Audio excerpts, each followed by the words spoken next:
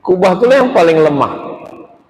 Dari jauh nampak kita macam beton yang kokoh, padahal setelah kita masuk tengok rupanya kaleng aja. Kaleng yang dikasih batang-batang besi. Kenapa dia bisa naik ke atas? Karena dinding.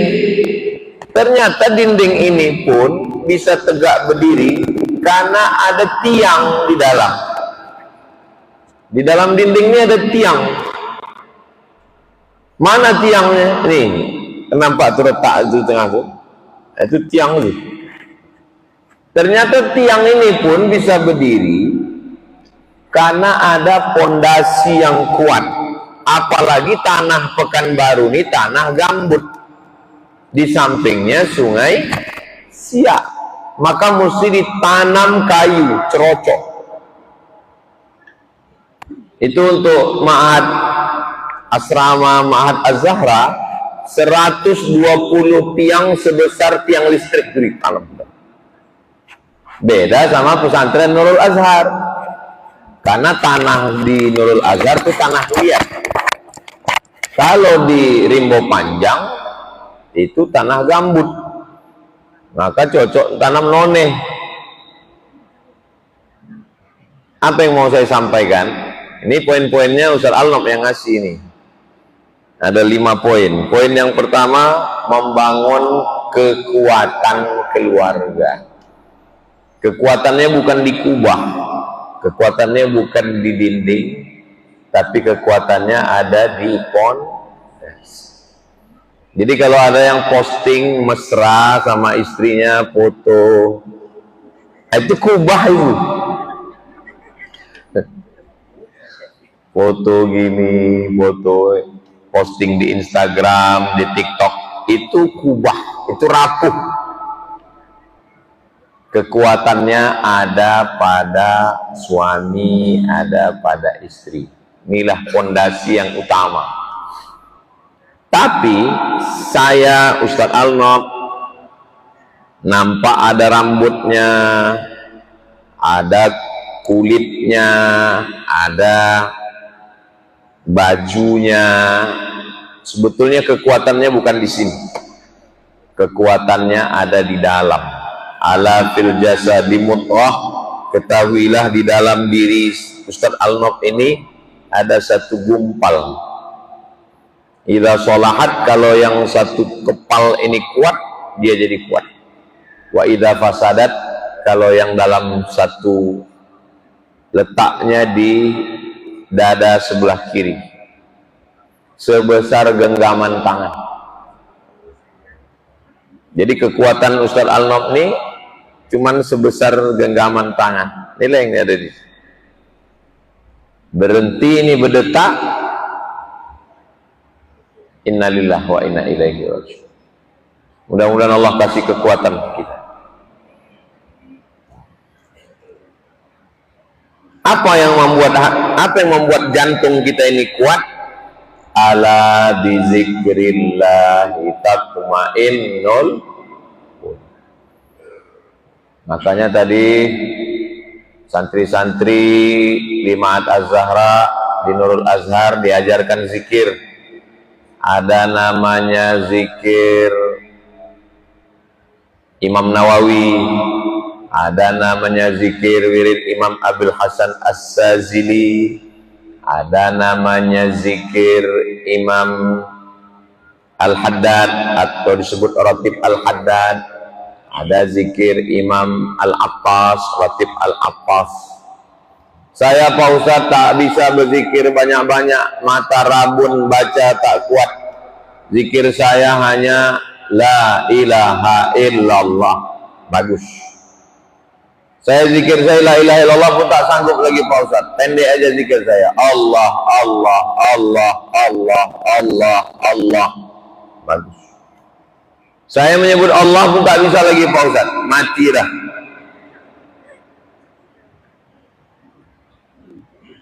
Ada seorang ulama dari Maroko, namanya Imam Al-Jazuli. Saking populernya dia di Indonesia sampai nama orang di Indonesia pun banyak. Jazuli. Imam Jazuli ini masyhur, terkenal. Mau berwudu, tak ada air. Gurun pasir, Maroko gurun pasir, Afrika Utara. Langsung mau berwudu, tak ada air. Tiba-tiba datang seorang perempuan. Nah, datang air. Entah apalah amalan orang yang bisa datang air. Tiba-tiba datang air. Ada perempuan. Dia bukan ustazah, dia bukan ulama, perempuan biasa. Berdoa dia, datang air. Imam Jazuli bertanya, apa yang kau baca, kok bisa air datang? Aku amalanku tak banyak, kata dia. Apa amalanmu? Amalanku hanya Allahumma sholli ala Sayyidina Muhammad wa ala ali Sayyidina Muhammad. Ternyata amalnya banyak bersodakoh. Sodakoh lindah nih solawat. Sodakoh harta, zakat, infak. Sodakoh tulang, zikir. Ternyata amal dia solawat. Itulah asal muasal Imam Jazuli menyusun wirid solawat yang besar. Nama solawatnya Dalail Al-Khairat. Jadi siapa yang mengamalkan Dalail Khairat itu isinya solawat. Jadi kalau ada ibu-ibu, amalan saya Pak Ustadz, saya tak pandai baca Pak Ustadz, amalan saya solawat aja, bagus.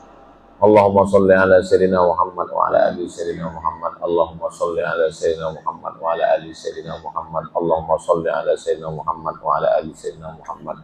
Allahumma sholli ala Sayyidina Muhammad wa ala ali Sayyidina Muhammad. Itu menguatkan hati kita.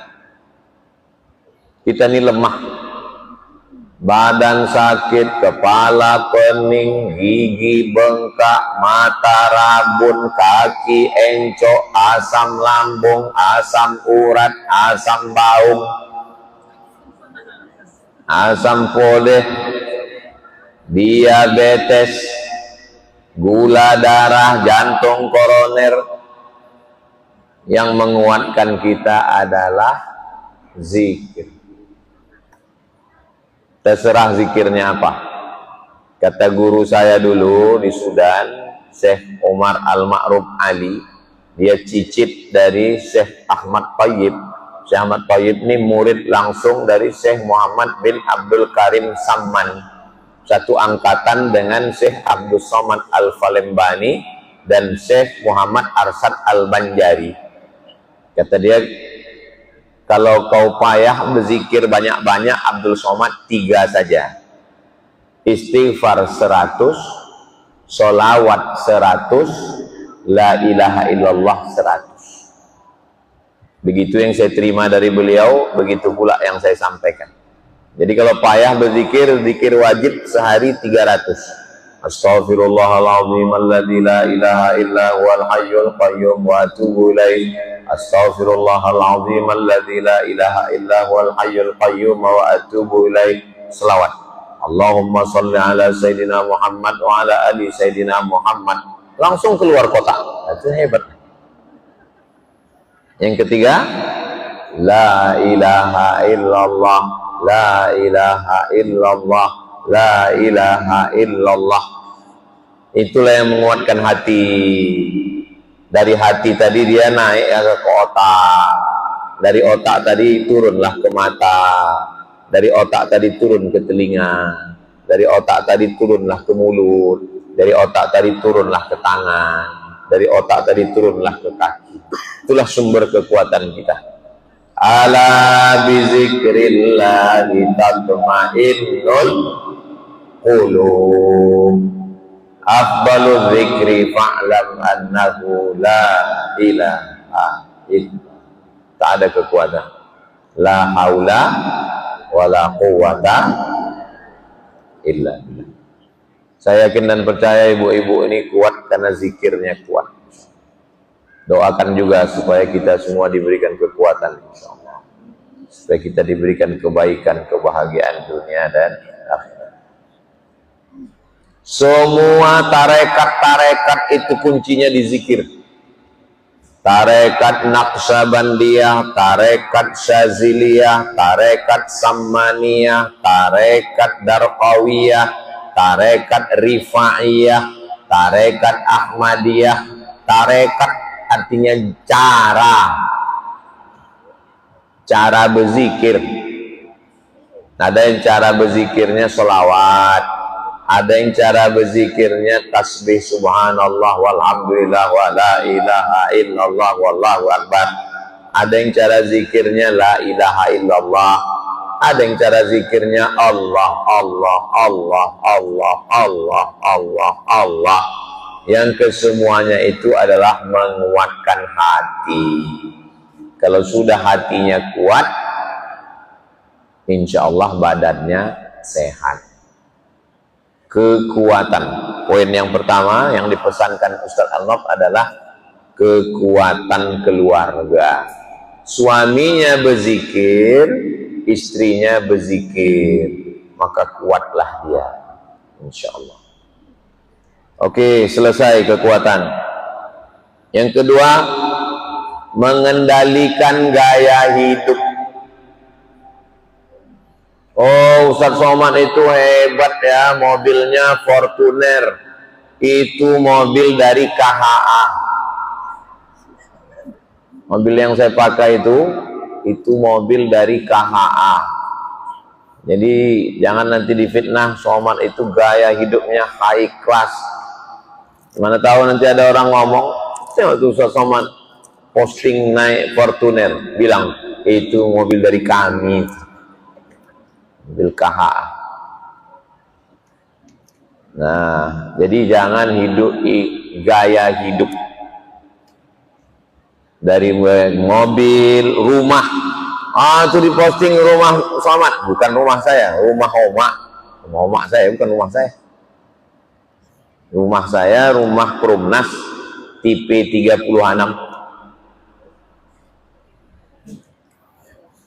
Jadi gaya hidup. Baju merek Kori dikasih orang Jakarta. Peci dikasih orang. Celana dikasih orang juga. Jadi apalah yang mesti berlebih-lebih. Saya kalau menengok orang beli baju di mall sampai harga 2 juta, menengoknya aja udah sakit jantung kita. Cuk, ke dalam. Turun saya ke bawah, yang lantai bawah, ada saya tengok harga 100.000. Saya beli itu. Dapat 5, dapat 3, pakai. Sama aja. Sendal nyaman lagi pakai sendal jepit.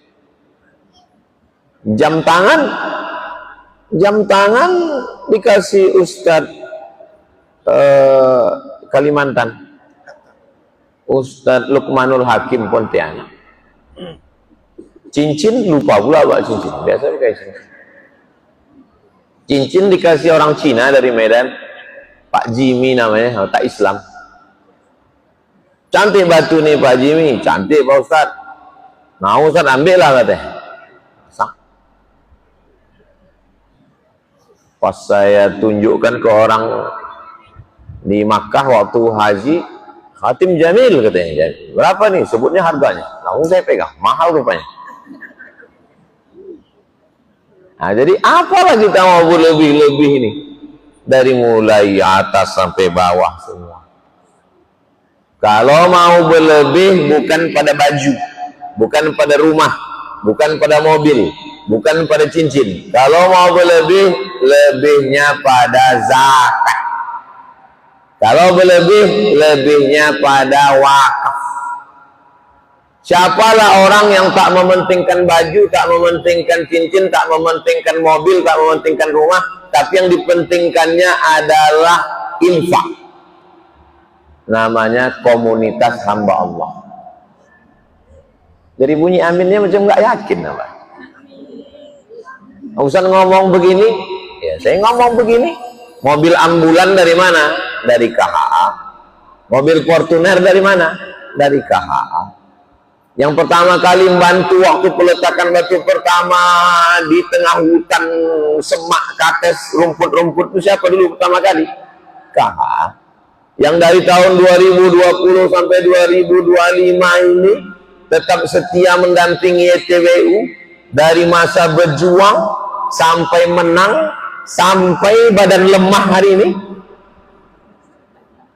KHA juga bersama KHA hingga ke surga, insya Allah.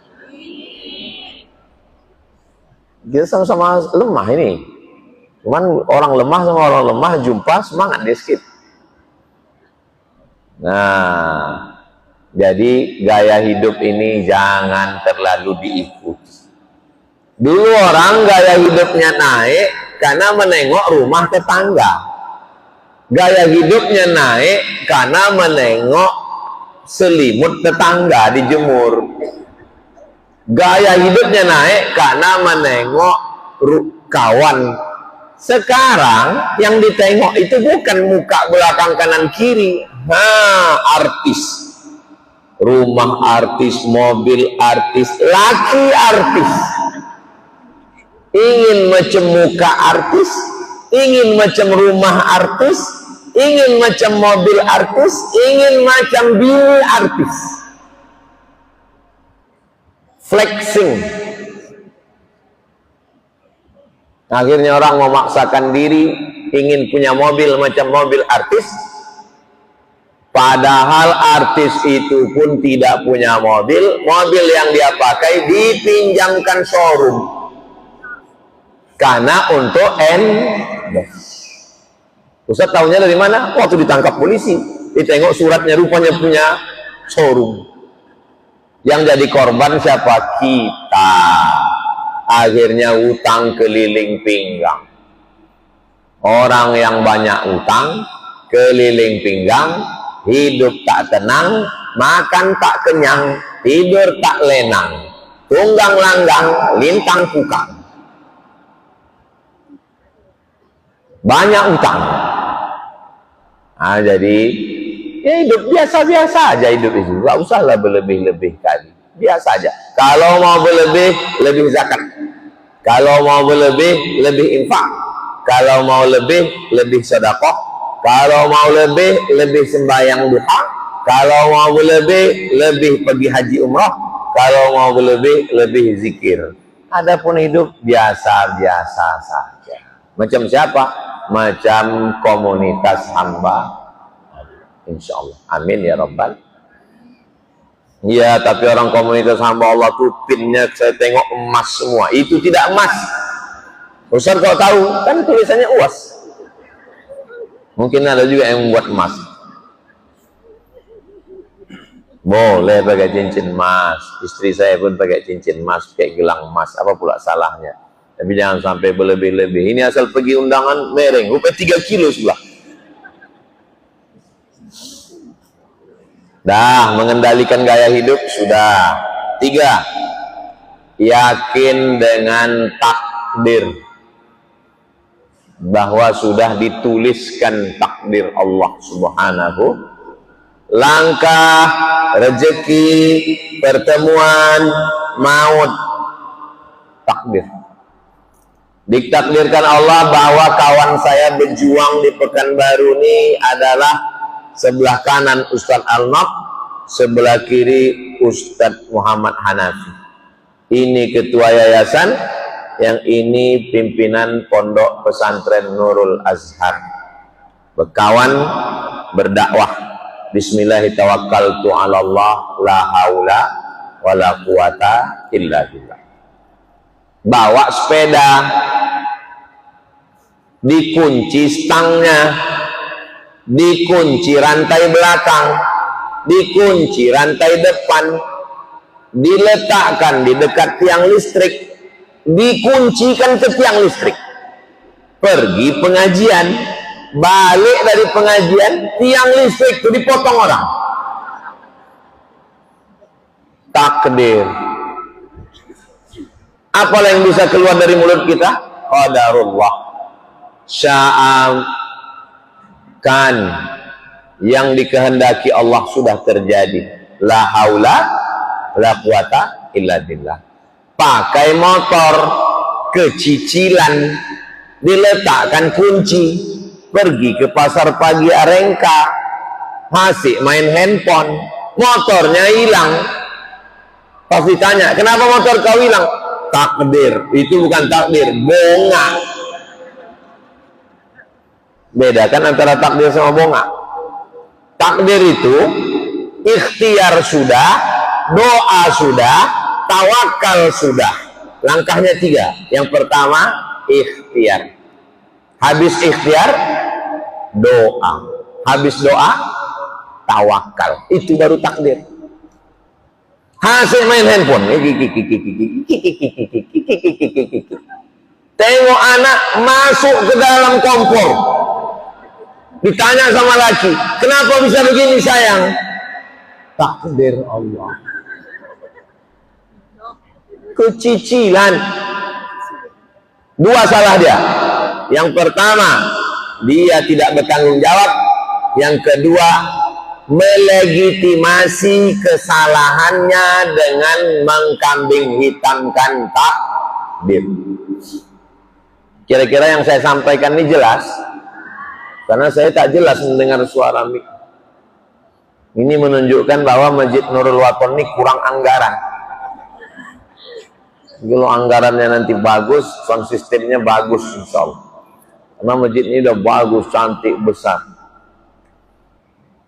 Jadi kalau sudah terjadi apa yang terjadi, katakan qadarullah, la haula wala quwata illa billah. Dalam segala hal, anak dinasehati, jangan kau bercewek, jangan kau pacaran, jangan kau berzina. Bagus kau sekolah, kau ikut pengajian, mulut tak berhenti bercakap, datang ke rumah kos-kosannya, dibuka lemarinya, tengok handphonenya, tengok pergaulannya.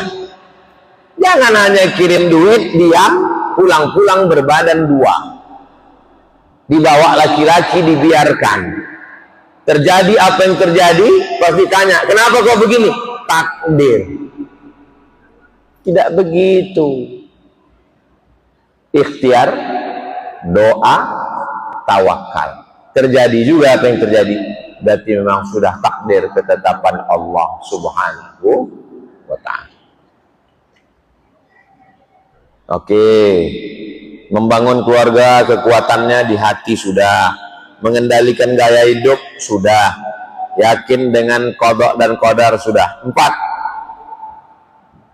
Tetap ingat perjalanan pulang. Saya ini sekarang berjalan pergi ke Nurul Waton, jumpa ibu-ibu KHA. Habis dari sini nanti acara lagi dengan adik-adik calon mahasiswa. Habis itu khutbah Jumat di Masjid Jalan Delima.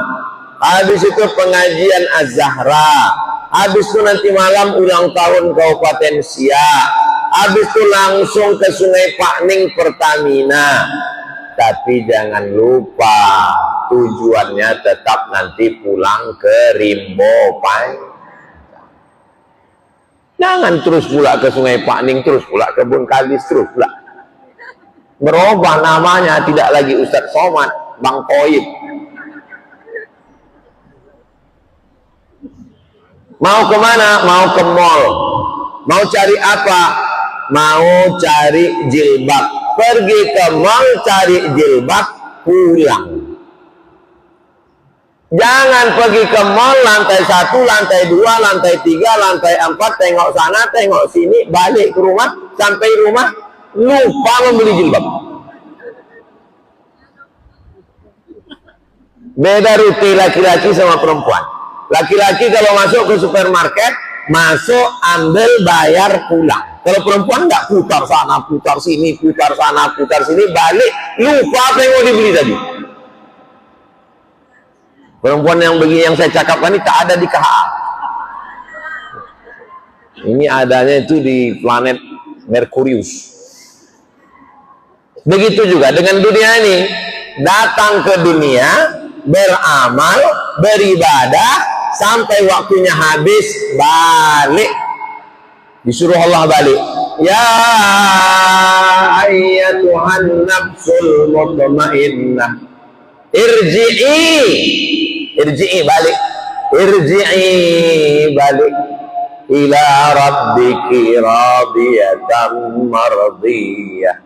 Balik, ini bukan tempatmu. Fadkhuli fi ibadi, masuklah bersama hamba-hamba. Mudah-mudahan kita termasuk dalam golongan itu.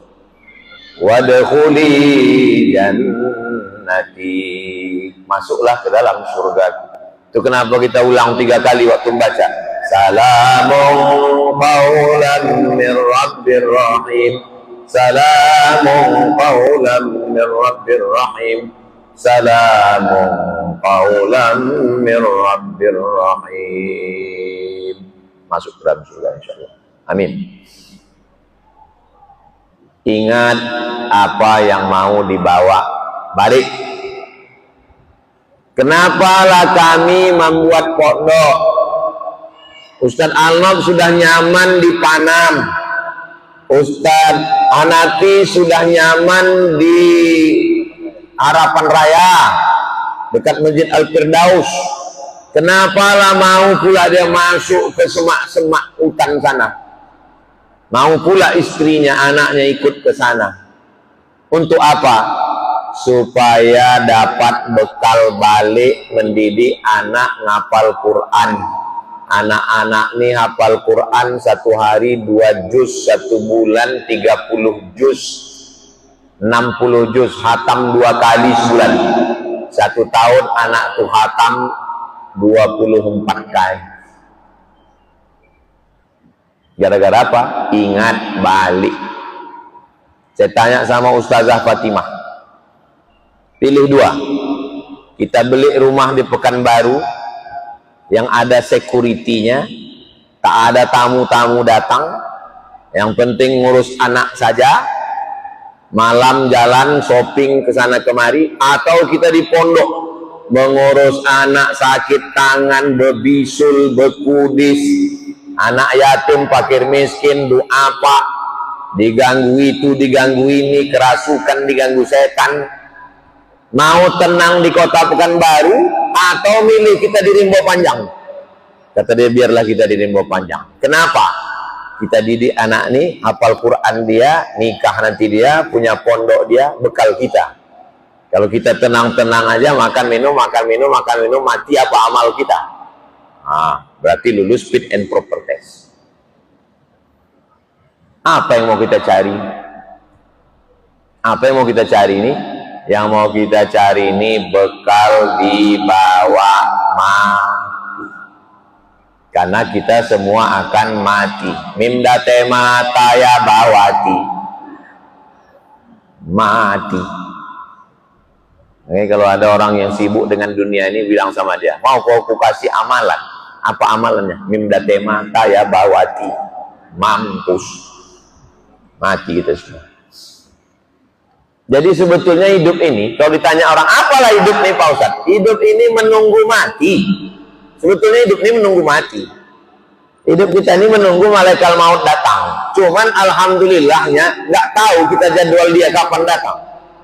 Coba bayangkan kalau dikasih taunya, jadwal kedatanganku tanggal 7 November.